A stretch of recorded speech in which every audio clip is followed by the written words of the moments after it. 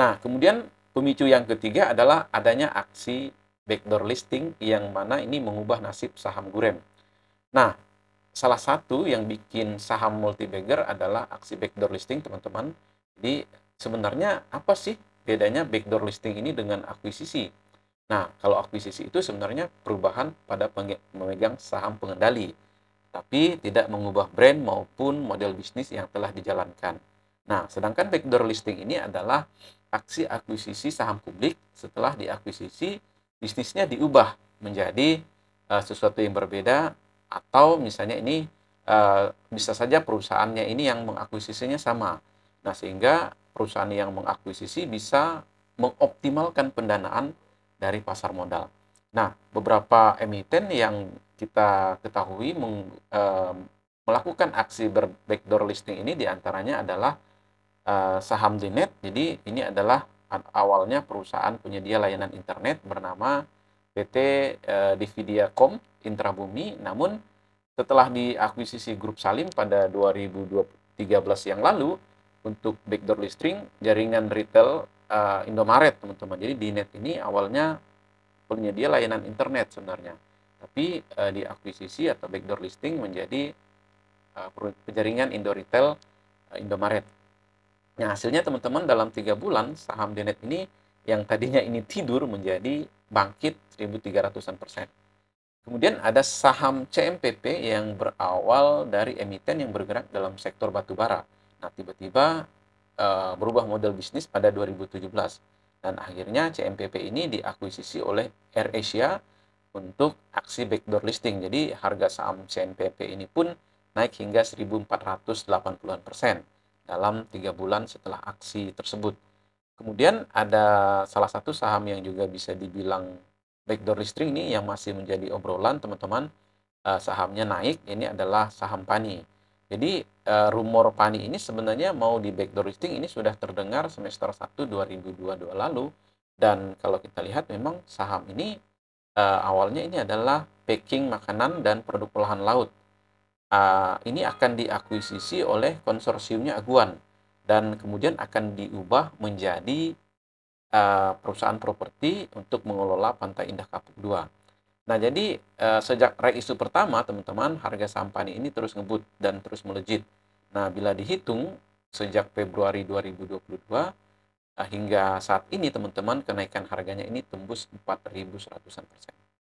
Nah, teman-teman, kalau kita perhatikan, tentu saja dalam mencari saham potensial multibagger ini, kita yang akan melakukan aksi backdoor listing ini tentu saja agak tricky ya, teman-teman. Jadi hal ini sebenarnya ada juga saham backdoor listing yang niatnya kurang oke. Nah, hal ini pernah terjadi pada dua saham, yakni saham Rimo dan saham Siap. Nah, awalnya Rimo ini sebenarnya emiten retail yang bersaing dengan Matahari maupun Rals. Namun tiba-tiba right issue jumbo sehingga hingga 8,1 triliun. Nah, menariknya lagi, teman-teman, harga pelaksanaan right issue ini dipatok 265 per saham atau lebih tinggi dari harga pasar saham saat itu yang nilainya 190 per saham. Nah, tentu saja aksi right issue ini, teman-teman, sempat tertunda beberapa waktu hingga nominal target dana kemudian turun menjadi hanya sekitar 4,1 triliun. Jadi aksi right issue ini pun dilakukan pada 2017. Nah, setelah aksi ini, maka aksi backdoor listing Hokindo Property ini adalah salah satu punyanya Beni Cokro, teman-teman, dan tentu saja kroni-kroninya. Dan kabarnya uang hasil right issue ini akan digunakan untuk akuisisi entitas Hokindo. Nah, dari aksi ini, teman-teman, saham Rimo ini hampir multibagger dengan kenaikan 900%. Namun, kisah ini tentu saja banyak membuat investor itu tuh nyangkut karena memang termakan janji akan adanya kenaikan atau naik menjadi Rp1.000 per saham. Nah, jadi selain Rimo ada juga tadi di awal kita bilang itu adalah saham Siap. Nah, jadi yang bikin aksi backdoor listing ini adalah perusahaan batubara, yakni PT Indo Wana Bara Mining Coal pada 2014. Nah, aksi ini sebenarnya untuk backdoor listing sempat jadi sorotan karena memang sebelum aksi ini PK-nya itu ditolak OJK. Nah, jadi kalau kita lihat endingnya kemudian backdoor listing ini malah sempat diduga adalah tindak pidana. Dan kini kita lihat saham Siap ini ya sudah terdepak dari bursa. Kemudian pada saat rencana backdoor listing ini mencuat, saham Siap ini sebenarnya sempat naik 200-an persen teman-teman, atau menjelang hampir 300% selama periode Februari 2014 hingga Januari 2015, sama hampir 1 tahun lah gitu ya.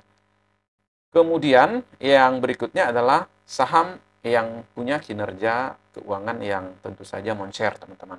Nah, jadi faktor yang keempat ini bisa dibilang tentang kinerja keuangan, ya biasalah, terutama dalam hal laba bersih yang tiba-tiba meroket. Jadi sebenarnya ini nggak peduli kenaikan labanya itu dari mana, tapi sesuatu yang anomali bahwa hal ini dianggap alasan potensial untuk masuk pada saham tersebut. Nah, beberapa saham yang sempat mencatatkan kenaikan laba ini yang terbilang sangat signifikan, salah satunya adalah saham Sudi yang naik pada periode Maret 2022 hingga Desember. Ini kenaikannya hingga 300-an persen, teman-teman. Lalu kenaikan ini sebenarnya menjadi tren pertumbuhan laba bersih yang meroket hingga 1000-an persen, menjadi 37,76 miliar. Akan tetapi kenaikan ini bukan didorong oleh komponen bisnisnya atau pendapatan dari bisnis, tapi karena memang dia jual anak usaha yang nilainya fantastis, yaitu 34 miliar.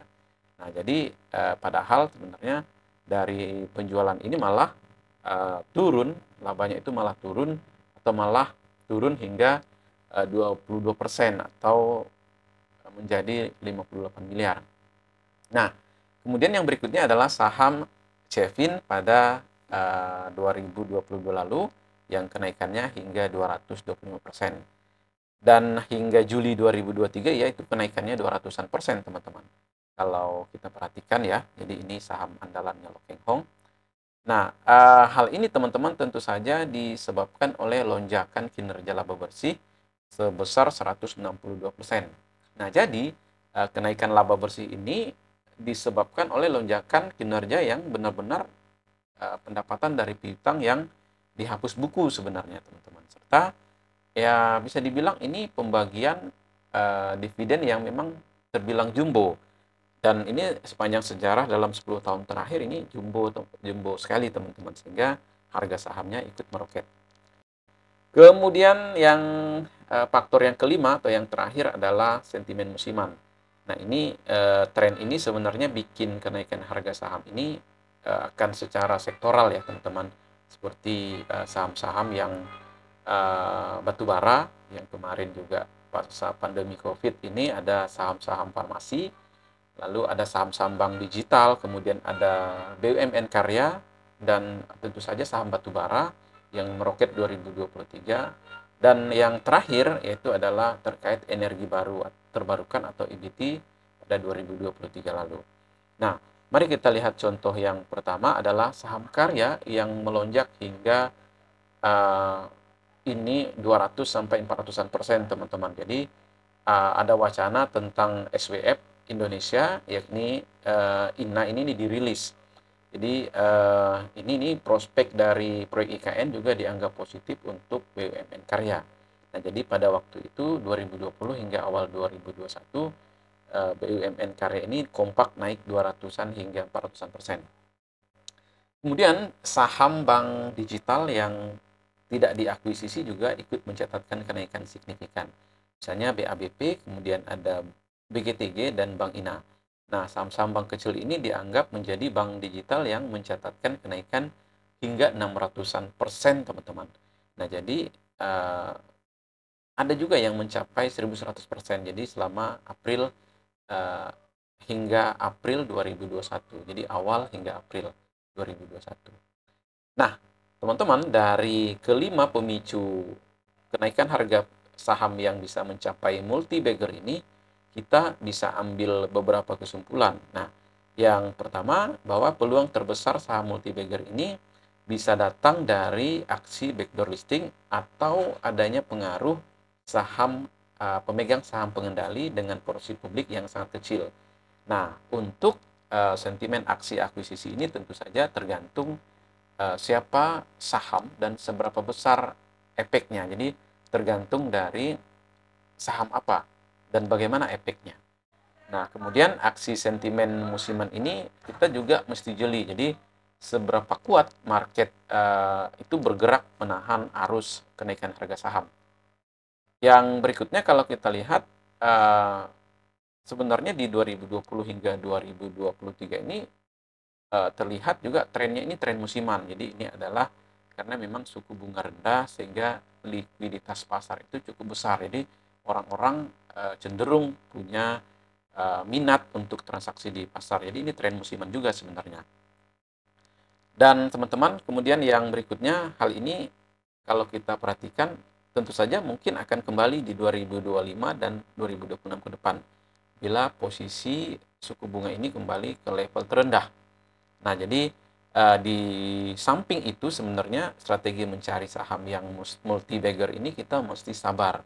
Jadi dalam arti bila kita mau dapat keuntungan yang multi bagger, kita mesti menjadi harus masuk nih ya teman-teman sebelum pemain besar masuk.